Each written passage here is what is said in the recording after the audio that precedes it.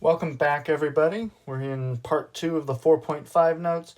We've worked through some examples. Now we're going to kind of go through the remaining ones. So we've got 4 here. So 3 and 4 are going to be similar to 1 and 2. For 3, we've got a trig expression with a polynomial. 4, we've got a square root expression. 5, we've got a square root. And then 6, we've got some more trig expressions. So let's go ahead and take a look at number 3. And again, what we're typically looking for our u substitution is that inside function that is part of our composite function. So clearly our composite function is cosine of x to the 4th plus 2. So the inside function then would be x to the 4th, which we can clearly see the u substitution will give us that x cubed term that we're looking for. So we'll let u equal x to the 4th plus 2. du is going to equal 4x cubed dx, and then we can divide both sides by 4 to get the x cubed dx that we need to substitute. So we've got our two terms that we need, u and du, in this case 1/4 du. So let's go ahead and substitute. So the x cubed dx is going to be 1/4 du. Oops. And then cosine of u is going to be our main expression that we're going to need to evaluate. So we'll bring the 1/4 outside the integral, and then we've got cosine u du, which is going to work out pretty nicely to just sine of u. So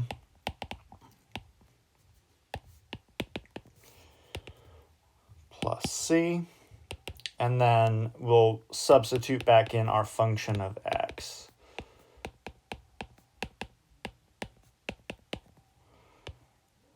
And that is our antiderivative. So for number 4, again, go ahead and feel free to give it a try on your own before we start. But we can clearly see here that it looks like u equals 1 minus 4x squared is going to be the good choice for our substitution, since du is going to give us negative 8 x dx, which then we can figure out our x dx by dividing by 1/8. So we'll have 1/8 du equals x dx, and then we've got our two substitution pieces.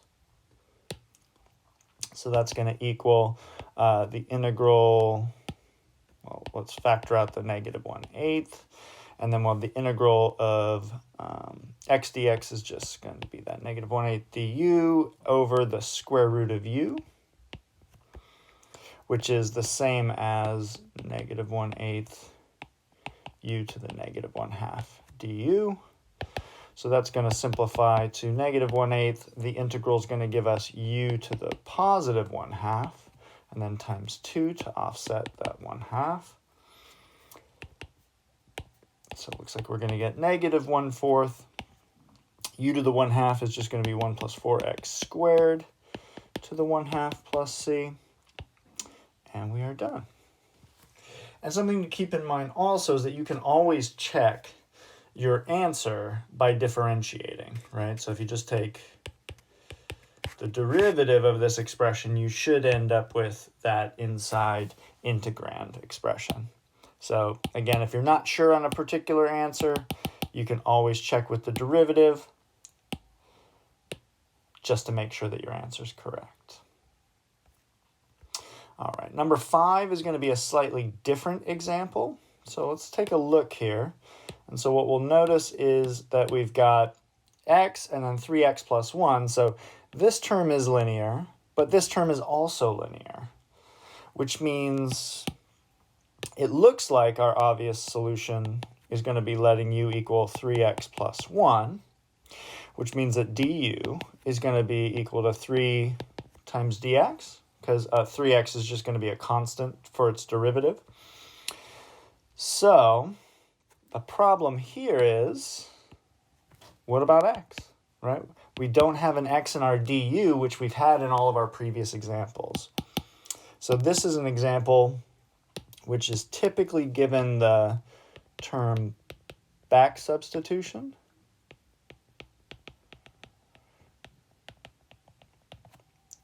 And essentially what we're going to do is we're going to take our u and we're going to solve it for x. So we want to solve this substitution equation for x, and then we can substitute that x value out. So clearly u minus 1 is going to equal 3x, so it looks like x is going to be u minus 1 over 3, or 1/3 times u minus 3. So now we're going to need all three of these pieces in order to evaluate our integral. So let's take a look at what that's going to look like. So we're going to have the integral. So x is going to be 1/3 u minus 1.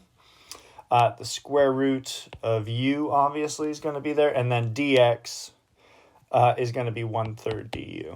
I forgot to divide our expression there, but you can divide yourself. So clearly we can see that we've got an integral only in terms of u, which is exactly what we're looking for. Now we just need to clean it up a bit. So we'll factor out the two 1/3 together, which will give us 1/9. And then we're going to have the integral of u minus 1 rad u. So u minus 1 times u to the 1/2. And then we'll just want to distribute. So u times u to the 1/2 is u to the 3/2. And then minus 1 times u to the 1/2 is just u to the 1/2. All right. So then we can evaluate, and we're going to get u to the 5/2. And then we're going to get minus u to the 3/2, and our coefficients will be 2/5 and 2/3. And then we can just multiply through by 9. So what we'll end up with then, as our final answer, is going to be 2 over 45 times 3x plus 1, I think. Yeah, 3x plus 1 to the 5/2 plus 2/3 times 3x plus 1 to the 3/2 plus c. So this is going to be definitely a method to look out for when your differential term, so this du and dx term, the differential term doesn't contain a particular variable, right? And typically these are going to be the same degree terms. All right, so let's get to the last example here. So we've got sine squared 7x times cosine 7x dx. So in this case, we've got a couple of options for u, right? So we've got the sine 7x, the cosine 7x that we can choose for u. So I'll give you a moment if you want to pause the video and give it a try. All right, so if I'm looking at, let's say, u equals sine 7x versus u equals cosine 7x, what we'll notice here is if we do du on either one, so we'll get 7 cosine 7x dx, and we'll get negative 7 sine 7x dx here.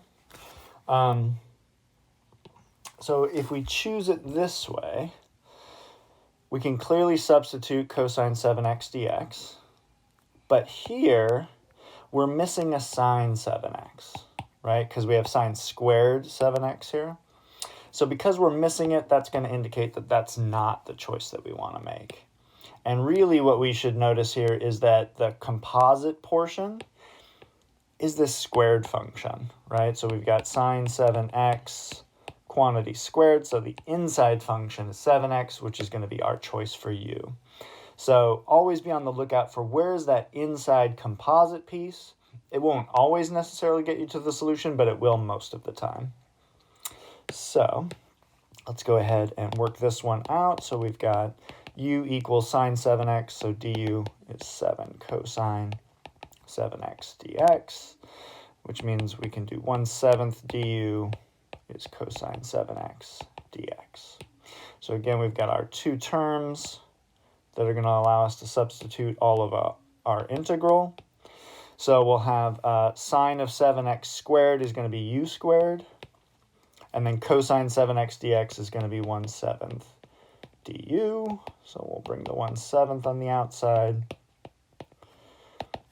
And so what we'll get is 1/7. U is sine 7x. So we're going to get 1/3 sine of 7x cubed plus c, which is just going to be 1/21 sine cubed 7x plus c. Okay. So these are some just intro kind of integrals with u substitutions. So now looking to definite integrals. For definite integrals, we're going to do the same thing except that we need to take into account the limits of integration. So now we're going to be integrating over a domain. So the limits of integration are going to change depending on our substitution. So the limits of integration are the key difference here.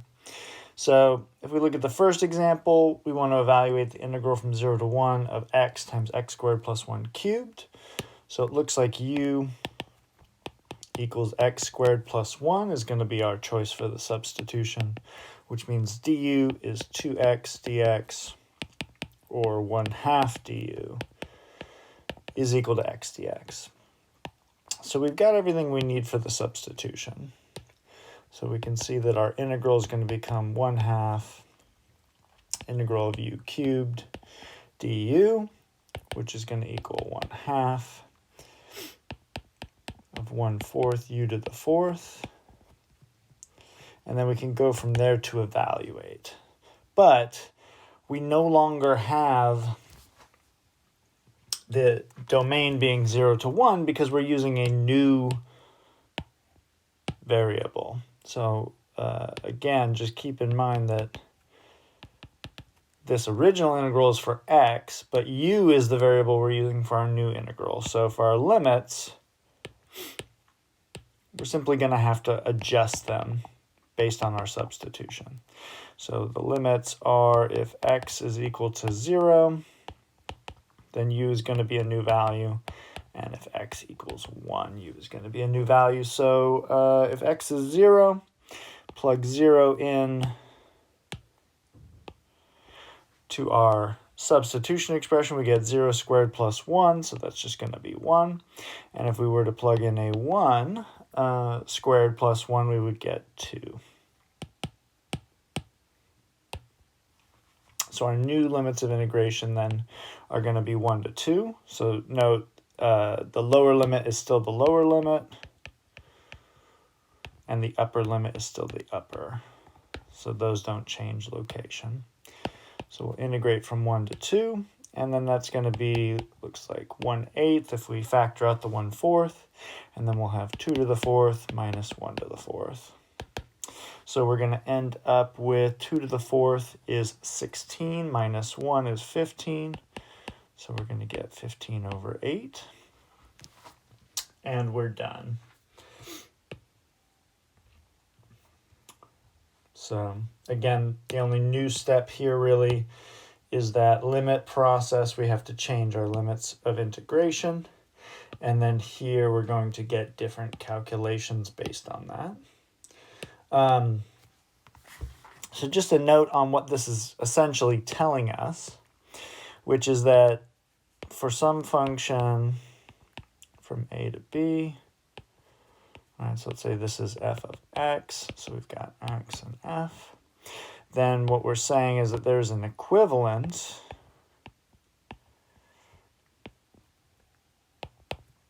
function, which is a function of u, so it's the original function transformed in some way. So I don't know, maybe it looks like this now, where when we take the area underneath, let's say this is 10, this is also 10. Right, so this is essentially what we're saying with our u substitution here, is that the transformation makes it an easier function perhaps, but the area still remains the same. So note, we're still graphing a function of x or a function of u, but those two functions are going to have the same areas and are simply transformations of one another. All right. So then we can look at the second example here. We're going to need to change our limits from 0 to 1. Otherwise, this is not going to exist since the domain is got to be greater than or less than or equal to 1. So we'll integrate from 0 to 1. So again, u is going to be 1 minus x squared.